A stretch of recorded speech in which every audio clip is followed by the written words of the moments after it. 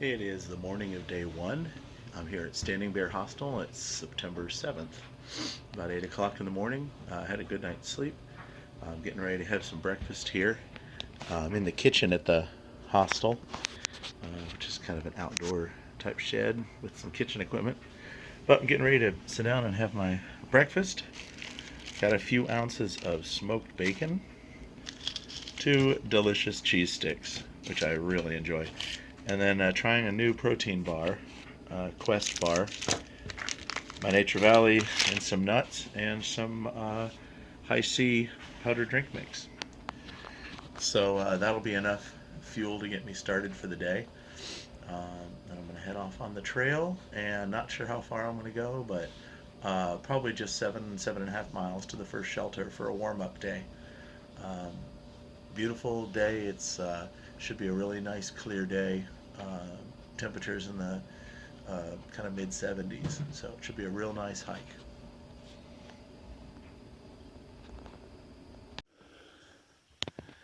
All right, well, I'm a little more than 2 miles in for today, about an hour and a half hiking. At mile 243.2, somewhere right there. And it's been mostly uphill. Today I'm at a place called Painter's Branch. There's nice little streams, 2 little streams on either side of this nice little tent camping spot here. This is my morning break spot. I've decided I'm going to break each day up into 4 sections. So I'll start hiking, I'll do a morning break, snack and water up, do a lunch break next after the next quarter, then another quarter and an afternoon snack, and then finish. But each time I stop, you got to water up. There has not been a lot of water. The streams are pretty dry. Both of these are down to a trickle, but I can capture enough water here from running water to make it safe to drink.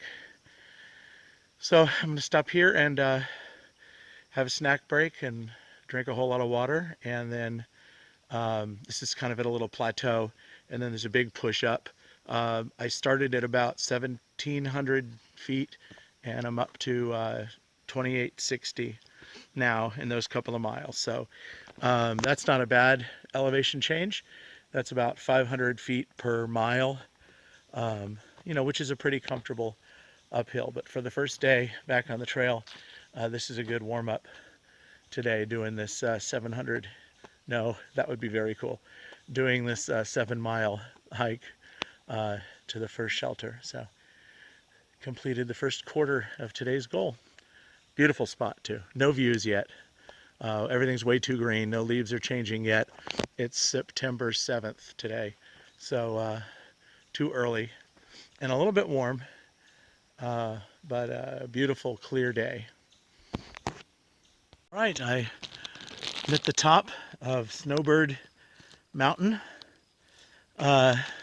just coming off the trail here, and there's this bald up here, so grassy bald up here at the top. So let's walk up there and see if we get a view today. There's also a watchtower or some sort of observation or fire tower up here. Go check that out. I think this is my highest point for today, which means I'll be heading downhill, praise the Lord, for the last 2.5 miles of today's trek. I'm going to pause for a bit until we get up there a little. There's a marker here on the stone near the top.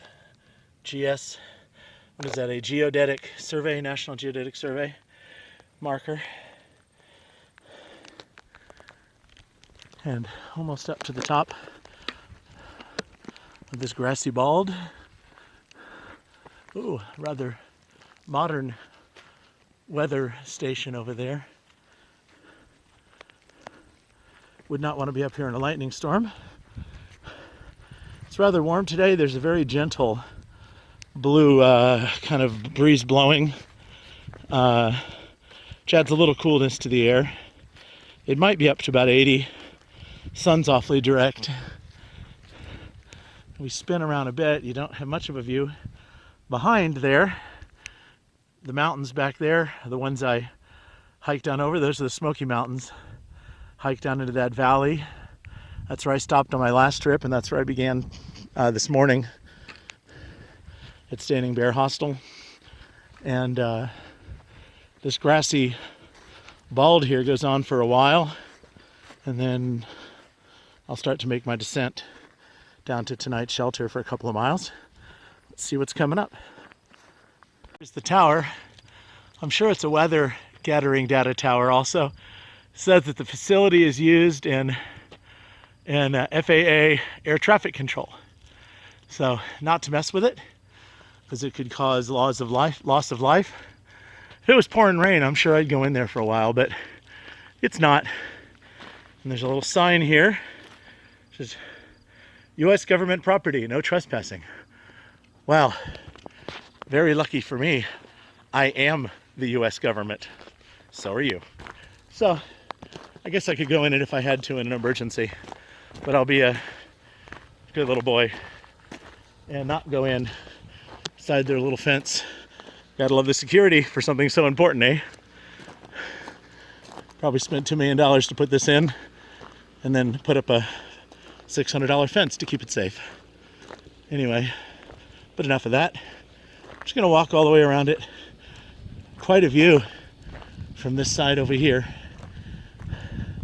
Quite nice.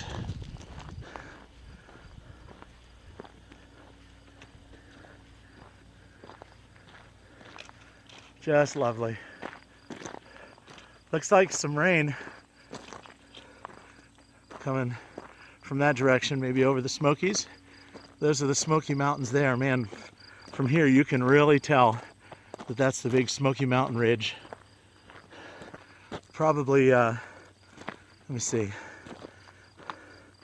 looking south, probably that way, going over toward Fontana Dam, from which I hiked last time. So this is an interesting little thing to see. First one of these I've encountered in the almost 250 miles of the trail. It has an address, 2300 Grassy Fork Road, Hartford, Tennessee. Interesting. And another lock on the gate, which you'd never be able to get through. All right, well, I'm gonna get back on the trail, and you can kind of see the trail going up and over that little grassy hump there, and then beginning the descent down toward my shelter. I was gonna stop and have lunch here, but it's not the prettiest spot and it's in direct sunlight, so I think I'll find a little spot a little bit further down and grab some lunch. Well, it is always a nice sight to be hiking along and find your shelter. This is Groundhog Shelter at Deep Gap. And this is my destination for today. 7.8 miles, I think. Ooh, fancy.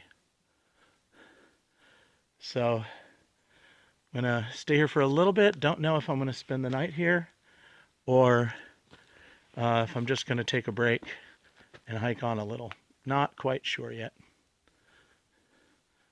But it's good to be here. There's water, there's a privy, there's a cable for bears, so for bear food, so they can't reach your food. You hang them up on the cables. And just take a little pause here and see what I do. Well, another hiker came along, so it's about 4:30 and I'm going to go ahead and stay here.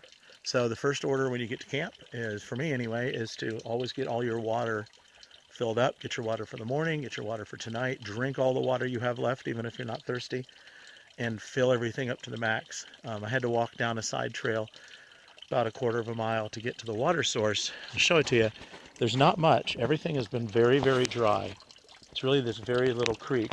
So I stuck a green leaf in there to create a little waterfall right here, and it takes about a minute to pull a half a liter, but I'm filling up my half-liter bottle here and then treating it.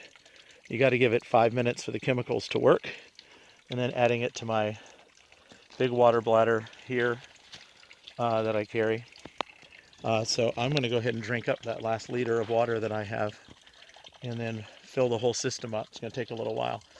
Then I think I'll get back to camp, find a spot to set up my tent, and make some dinner, and then try to get some early sleep tonight.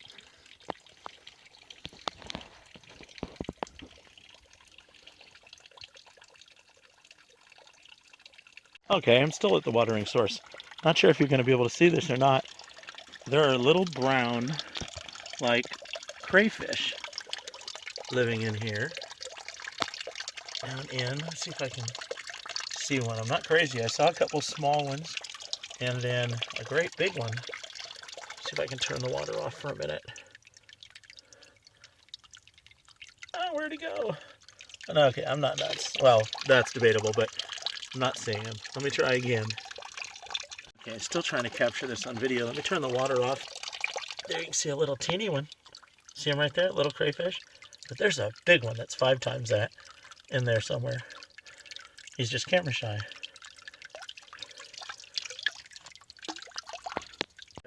I bought a new tent, dropped a few pounds off my pack, and I just set it up for the first time on the trail. I set it up at home just to seal the seams, but this is the Squall 2 from Tarp Tent, and it's 2 pounds and a couple of ounces. I could definitely feel the difference not carrying my other tent there. Super lightweight. It's all one piece. There's not a like top piece and an inside piece. What's cool though is the roof to the vestibule here zips up, so you can crawl in and out. It's real spacious in there. It's actually a 2-person tent, but I like the extra room because I keep my backpack in with me. And then you just zip it on down and you're all set to go. You use trekking poles to hold the front up, the 2 walking sticks, and then the back is one little arched pole. But I think I'm going to enjoy this tonight.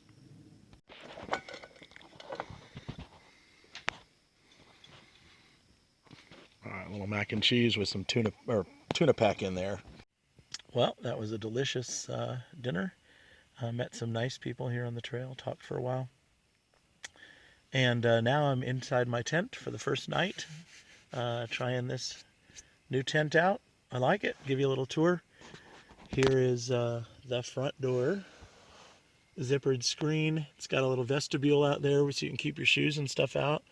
That's pretty big, actually. And then swing around. It's big enough that I've got my pack in here with me. And then I've still got about a foot down there before my feet hit the bottom screen, which has also got a little pull-out canvas area. It stakes out on the 2 sides. And it's called a wash tub floor, or a bathtub floor, because the flooring goes up the side a little bit. But I'm liking it, and definitely liking the weight savings on this tent. So it's a little bit warm tonight. See how that works out. There's nothing you can open up anymore on this one other than that vestibule in the front. But here it's only 7:33, and I'm exhausted and looking forward to a good night's sleep and another great day on the trail tomorrow. So I'm going to grab me about 12 hours sleep. End of day 1.